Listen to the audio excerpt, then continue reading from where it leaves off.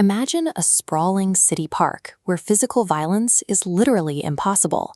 Above the crowd, basketball-sized golden drones float on patrol.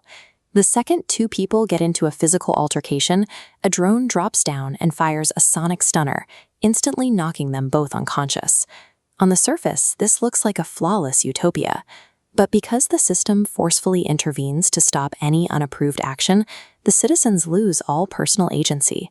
This is a perfectly functioning, highly orderly prison. This scenario serves as the core of Larry Niven's 1972 story, Cloak of Anarchy. Niven spent his career obsessed with the delicate math of social order and the consequences of trading personal liberty for absolute physical safety. His story reveals a fatal flaw in automated peace. A society that relies on a machine to maintain order becomes entirely dependent on it.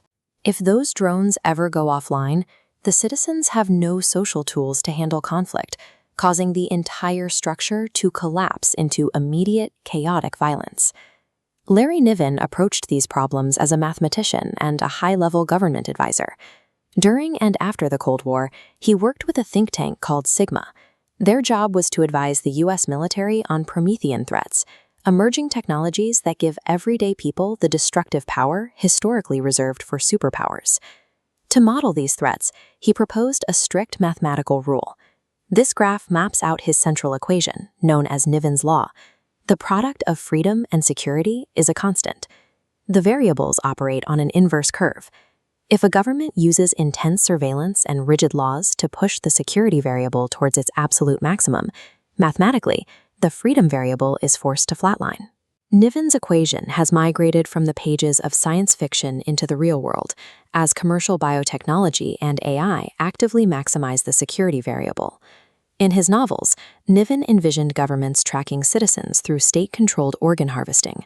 Modern surveillance has moved past the physical body and gone straight for the brain. The race to build high-bandwidth brain-computer interfaces, or BCIs, is moving fast. While consumer models aim for basic convenience, medical-grade arrays are designed to be hermetically sealed into the skull, establishing a stable platform to read deep neural data. These arrays don't just read simple commands. Advanced software treats the electrical output of the brain's motor cortex like an animated video file.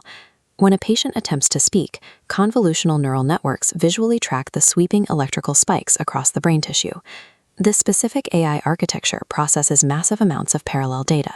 It translates raw biological intention into distinct digital sounds, known as phonemes, at speeds exceeding 200 bits per second.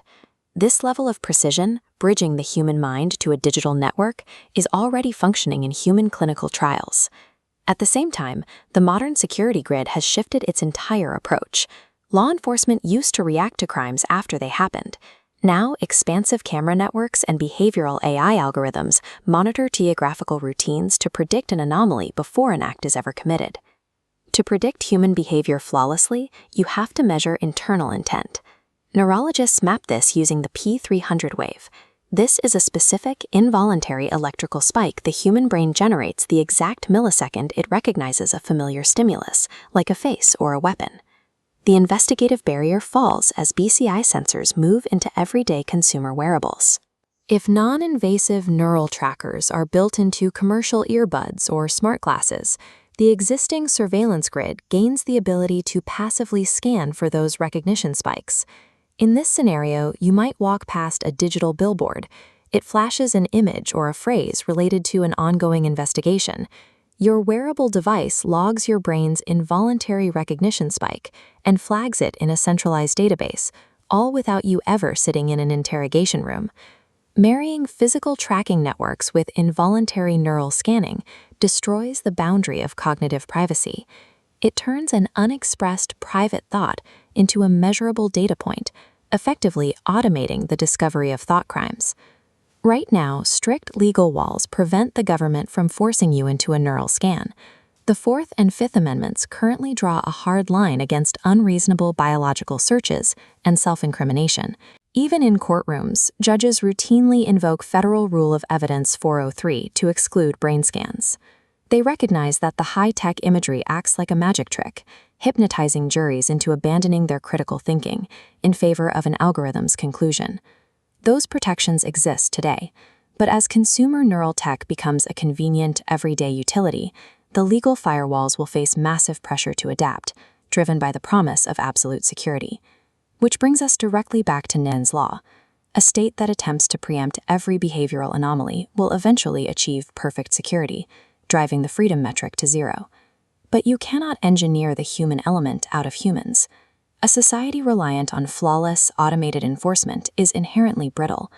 When a surveillance apparatus becomes so rigid that it polices the subconscious mind, it leaves no room for friction.